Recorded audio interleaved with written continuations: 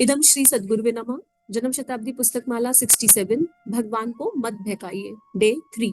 परम पूज्य गुरुदेव वंदे माँ की ऊर्जा को अपने अंतःकरण में धारण करते हुए, उनकी दिव्य प्रेम ऊर्जा को, उन हिलोरों को अपने अंतस में महसूस करते हुए मानसिक रूप से जप और स्वाध्याय स्व का अध्ययन। परम पूज्य गुरुदेव हमें बता रहे हैं कि हमने भगवान को बहुत बहका लिया, अब हमें भगवान को नहीं बहकाना है। अभी हमारे अंदर जो संकीर्णता है उससे जन्मा भगवान नहीं होना चाहिए कि अगर हम गधे हैं तो हमारा भगवान गधे जैसा, हम मेंढक हैं तो भगवान मेंढक जैसा। ऐसा नहीं होना चाहिए। हम मानव देह में जन्मे हैं, हमें मानवता की ओर पल पल कदम बढ़ाना है।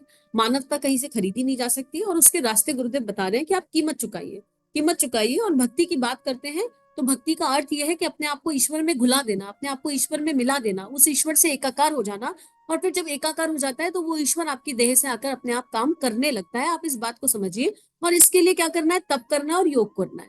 और तप का मतलब क्या है? तप का मतलब है तपश्चर्या, अपनी हर आती जाती भावना पर पैनी चौकीदारी करना। और भावना आई और अगर वो भावना सद्भावना नहीं है तो उस भावना को तुरंत गुरु चरणों में अर्पित समर्पित करना, उसके ट्रांसफॉर्मेशन का प्रोसेस ढूंढना कि ये कैसे ट्रांसफॉर्म होगी। और उसके बाद तप क्या है? सारे तरह के संयम, हर तरह के संयम को अपने जीवन में ढालना। और योग क्या है? योग तो भगवान से एडिशन है, पूर्ण रूपेण एडिशन है अपने इष्ट के साथ। इसको गुरुदेव अलग अलग तरीके से समझा रहे थे। फिर कल गुरुदेव ने कहा कि भगवान आपकी जीभ की बात नहीं सुनते। क्यों नहीं सुनते भगवान हमारी जीभ की बात? इतनी महत्वपूर्ण इंद्री है ये जीवा।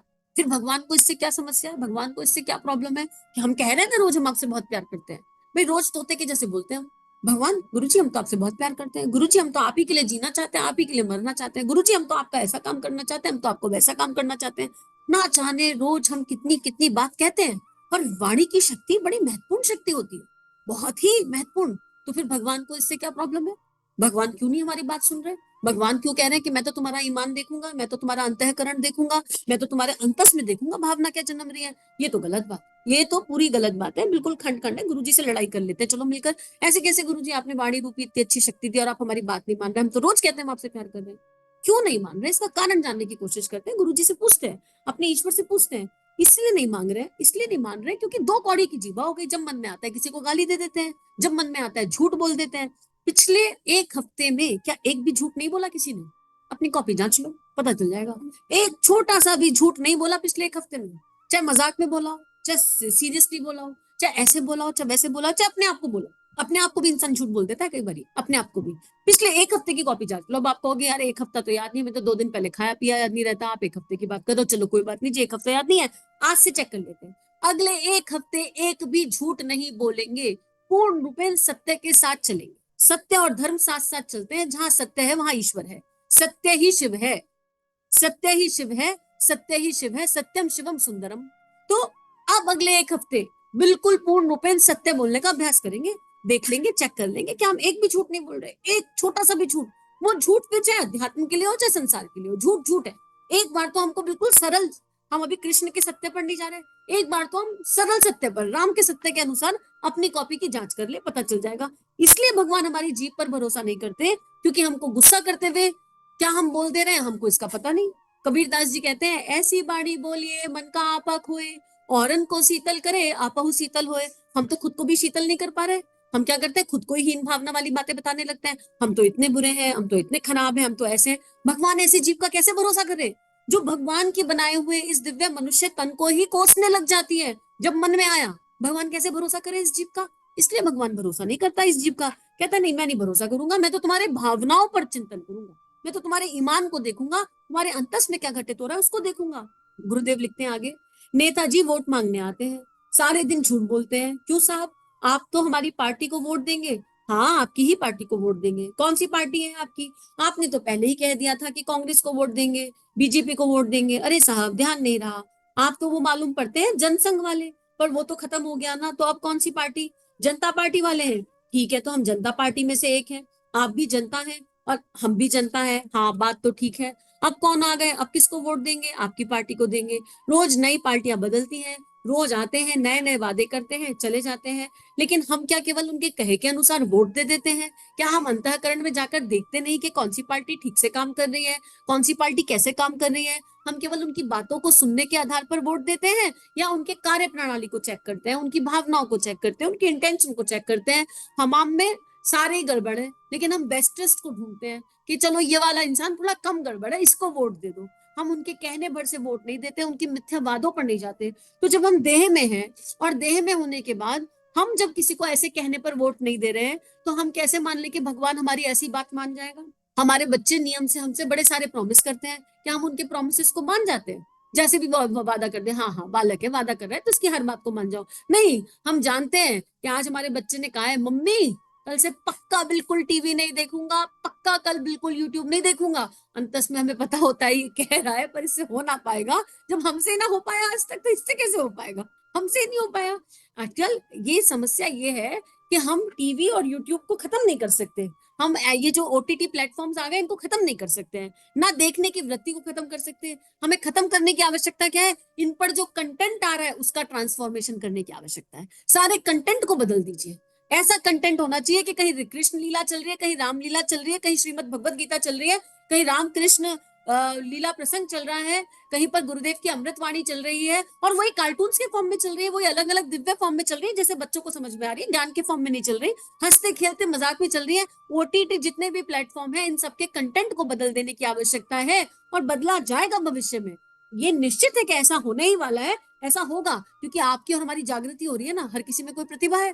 तो हम लोग ऐसा नया चैनल लेकर आएंगे कि सारे पुराने चैनल धराशायी हो जाएंगे। डिमांड क्रिएट करना किसे कहते हैं? इसी को तो कहते हैं, एक नया चैनल। लेकिन उसके लिए हमारी वाणी में शक्ति होनी चाहिए। इन सारे ओटीटी प्लेटफॉर्म पर वाणी ही काम करेगी और कुछ काम नहीं करेगा। ये यूट्यूब वगैरह पर वाणी ही काम करेगी और कुछ काम नहीं करेगा। तो अंतस में शक्ति होगी तो वो वाणी काम कर जाएगी। हम कुछ नया लेकर भी आएंगे, और कुछ ऐसा नया जिसमें हमें पुराने को खत्म करने की इंटेंशन नहीं है पर दिव्यता स्थापित करने की इंटेंशन है, तो काम बन जाएगा। तो गुरुदेव इसी वाणी की शक्ति की बात कर रहे हैं कि मैं तुम्हारी वाणी की बात कैसे मान लूं, क्योंकि तुम्हारी वाणी तो कहती कुछ है और करती कुछ है। जो आपकी पार्टी के लोग हैं उसको वोट देंगे। आगे लिखते हैं, जीभ से हम भगवान को ना बहकाएं। मित्रों, इस तरह आप भगवान के लिए भी झूठ का इस्तेमाल करते हैं और कहते हैं कि हे भगवान हम आपकी शरण में आ गए, आपके चरणों में आ गए। अरे बेहुदे, बेकार की बातें मत कर, कोई सुन लेगा। भगवान को मत बहका कि हम आपकी शरण में आ गए, हम आपके भक्त हैं, हम आपके सेवक हैं। आप जीभ को काबू में रख लें और यह जान लें कि हम क्या कर रहे हैं और क्या कह रहे हैं। इसका क्या अर्थ होता है यह भी मालूम है तुझे? यह जो तू कह रहा है इसको जब कार्यान्वित करने का समय आएगा तो तुझे भी पता है कि तू नहीं कर पाएगा। अब हम सारे शरणागत हो गए, बिल्कुल आगे बैठ गए भगवान के चरणों में, गुरु के चरणों में, ईश्वर के चरणों में। अब मान लो भगवान से ऑर्डर आया, बेटा अब तुम मेरे पास आ गए और मैंने तुम्हारे जीवन का फैसला कर लिया है, अब तुम सारी ये घर गृहस्थी छोड़ो और पहुंच जाओ। कहाँ पहुंच जाओ? आश्रम आ जाओ। आश्रम में आके 3 महीने का समय दान दे दो।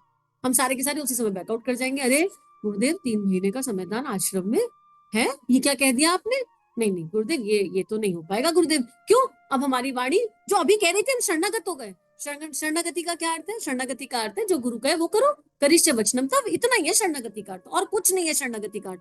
हमारी जीवा उस समय इतने एक्सक्यूज निकाल कर लाएगी, इतनी सारी बातें, और फिर हम भगवान को बैठकर समझाएंगे। क्या समझाएंगे? भगवान ये जो परिवार है ये भी तो आप ही ने दिया है, भगवान इस परिवार का पालन पोषण भी तो गुरु का ही कार्य है। अरे तो ये गुरु डिसाइड करेगा ना कि गुरु का कार्य क्या है? नहीं, पर हमारे पास इतने तर्क होंगे, हम इस मिथ्या जबान से बैठकर भगवान को पूरा ज्ञान देंगे, उन्हीं की गीता उन्हीं पर अप्लाई करेंगे, उन्हीं की गीता का सारा ज्ञान उन्हीं पर लाद देंगे और भगवान बैठकर मुस्कुराएंगे। ठीक है बेटा, तू ही कर ले गीता का प्रवचन, मैं क्या करूंगा? फिर तू कर ले गीता, तू ही गीता को जी ले। ये तो हमारी स्थिति है। शरणागति का मतलब होता है प्रश्न न करना। शरणागति का मतलब होता है, देखो जिज्ञासा और प्रश्न में अंतर होता है, पर प्रश्न में उत्तर पाने की लालसा होती है, लेकिन जब हम जिज्ञासा रखते हैं तो हम अपने आप को खाली कर रहे होते हैं। भगवान ये मन में आ गया और इसका उत्तर समझ में नहीं आ रहा, ये हम आपके चरणों में रख रहे हैं, आपको ठीक लगे तो उत्तर दे देना, ठीक नहीं लगे तो मत देना, कोई बात नहीं ऐसी। आप माँ द्रौपदी का जीवन देखिए, शरणागति थी, पूर्ण रूपेण शरणागत थी। जन्म हुआ अग्नि से, याज्ञ सेनी, इतनी दिव्या, और जन्म लेते उनके पिता ने क्या कहा?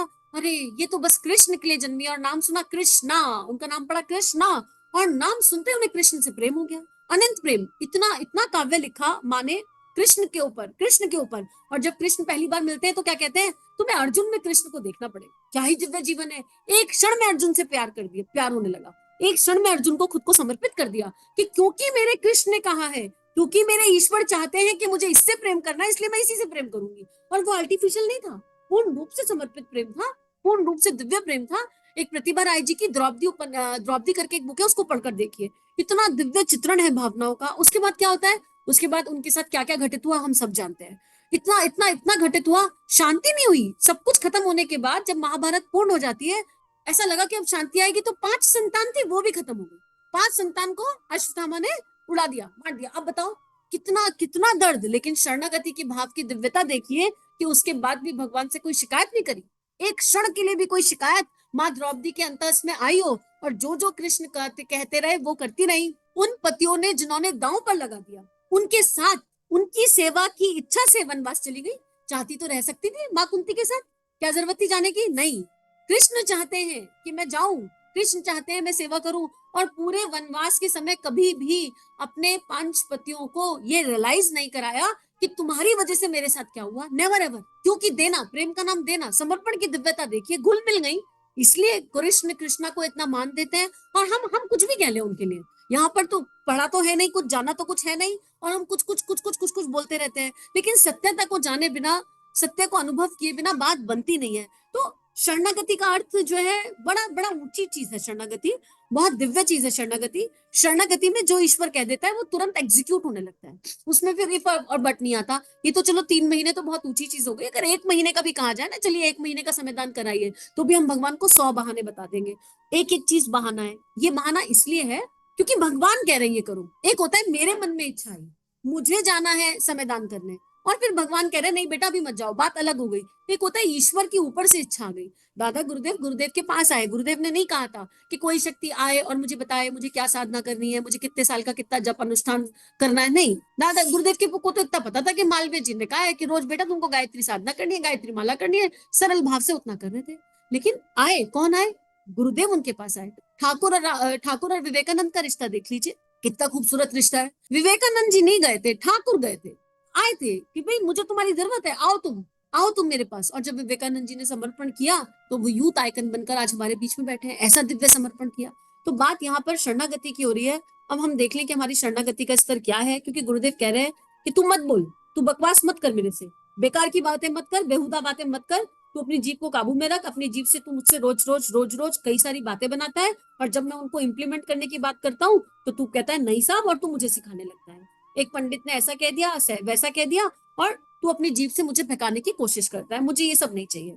अब गुरुदेव भक्तों के इतिहास की बात करते हैं और कहते हैं मित्रों आपको क्या करना पड़ेगा, आपको भगवान का प्यार पाने के लिए, भगवान का अनुग्रह पाने के लिए, भगवान की सहायता पाने के लिए, भगवान की कृपा पाने के लिए आपको एक काम करना चाहिए। आप भगवान की इच्छा पूरी कीजिए। क्या इच्छा पूरी कीजिए? लोक मंगल के लिए, लोक मंगल के लिए, लोक हित के लिए, जन कल्याण के लिए। प्राचीन काल के भक्तों का इतिहास देखिए, प्रत्येक भक्त के जीवन में परमार्थ परायणता जुड़ी हुई है।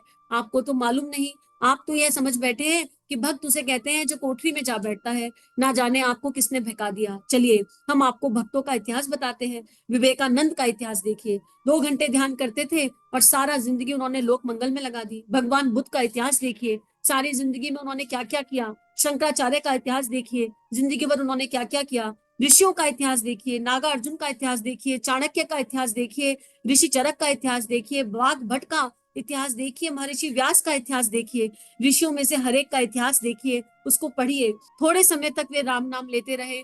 यह तो मैं नहीं कहता कि उनने राम का नाम नहीं लिया और रामायण उनने नहीं पढ़ी, अपना संशोधन करने की उनको जरूरत पड़ी होगी, लेकिन बाकी समय में भगवान का काम किया, लोकहित का काम किया, परमार्थ का काम किया, जन कल्याण का काम किया। आपके सामने तो यहाँ जन कल्याण के काम आते हैं, परमार्थ के काम आते हैं, वहां आप अंगूठा दिखाते हैं और कहते हैं कि भक्ति हमारे भीतर आ गई। कितने दिव्य उदाहरण गुरुदेव ने लिए, सारे ऋषियों के नाम ले दिए। और ऋषि जीवन क्या है? ऋषि जीवन वही है जो लोक मंगल में अर्पित और समर्पित हो जाए। ऋषि का अर्थ है डिसिप्लिन, और वो डिसिप्लिन कौन सा डिसिप्लिन? जो पंच तत्वों के अनुसार चल रहा है, जो प्रकृति के अनुसार चल रहा है, और जो प्रकृति को पूरी तरह अर्पित और समर्पित हो गया। भगवान बुद्ध की दिव्यता क्या है? बहुत ही खूबसूरत लगती है भगवान बुद्ध की कहानी में एक बात, कि भगवान बुद्ध को ईश्वर बहुत जल्दी मिल गए थे, लेकिन जब उनको ईश्वर की प्राप्ति हो गई तो उन्होंने अपने गुरु से कहा कि इससे मैं क्या करूं, ये ईश्वर मुझे मिल गए, अब ये मेरे साथ खेल रहे हैं, मैं इनके साथ खेल रहा हूँ, बस क्या आगे क्या करूं? तो उन्होंने कहा, उनके गुरु ने कहा कि बस इतना ही है, जो उनके मतलब जो उनको गाइड कर रहे थे। बोले नहीं इतना नहीं है, इससे तो मैं लोगों के दुखों को, तो मैं जिस मेरा जो मूल उद्देश्य था वो ये था कि मैं लोगों को उनके दुखों से मुक्ति देना चाहता हूँ।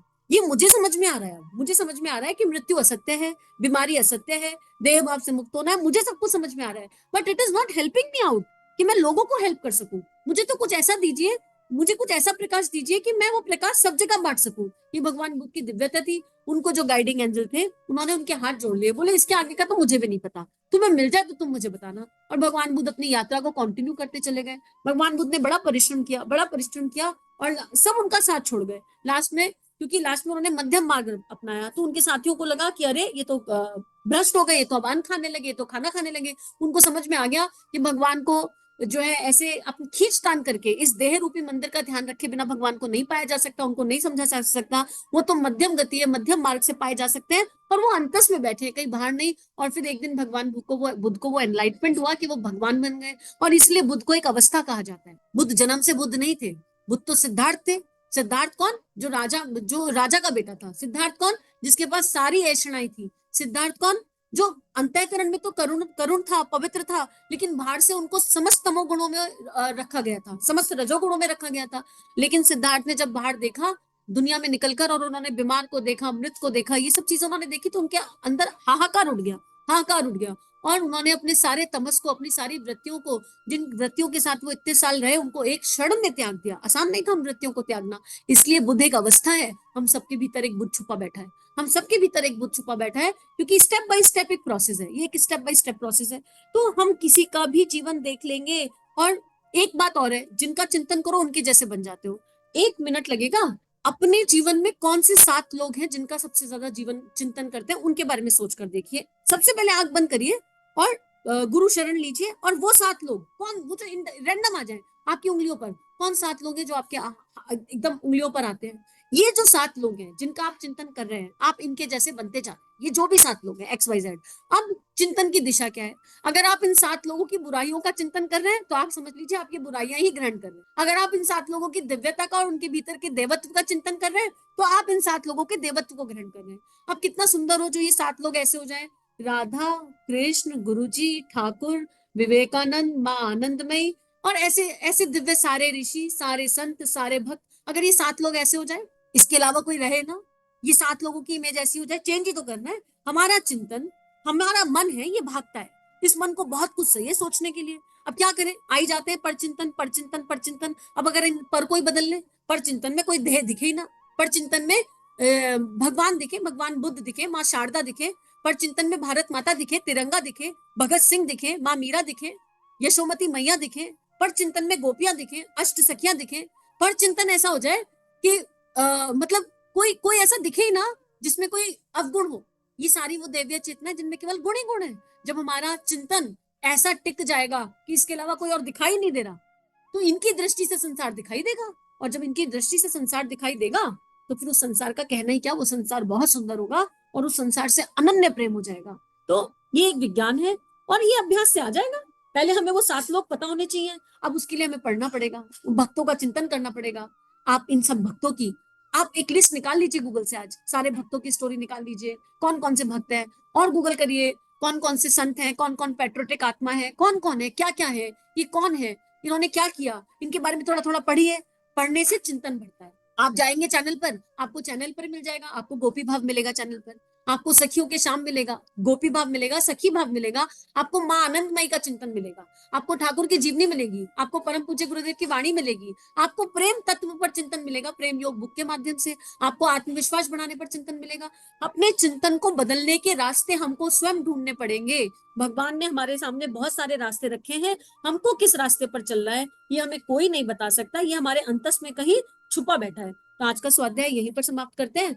और अब ये 7 लोग जिनका हम चिंतन करते हैं, ये 7 दैवीय विभूतियां हो गई हैं, ये सब ऋषि हो गए, ये भक्त हो गए, ये संत हो गए। ये एक प्रार्थना, सभी के मंगल की प्रार्थना करते हुए इदम श्री सद्गुरुवे नमः, श्री कृष्ण वंदे जगतगुरु। सभी को प्रणाम। चलिए समाज में कुछ अच्छा बांटे। अगर ये वीडियोस आपकी लाइफ को कंट्रीब्यूट कर रहे हैं, ये भावनाएं आपके हृदय को स्पर्श कर रही हैं, तो इन भावनाओं को विश्वव्यापी बनाने में हमारी सहायता कीजिए। चैनल को लाइक कीजिए, सब्सक्राइब कीजिए, और पूरे विश्व में इस चैनल को पहुंचा दीजिए, ताकि संतों की लेखनी से जन जन का कल्याण हो सके। जय हिंद, जय भारत।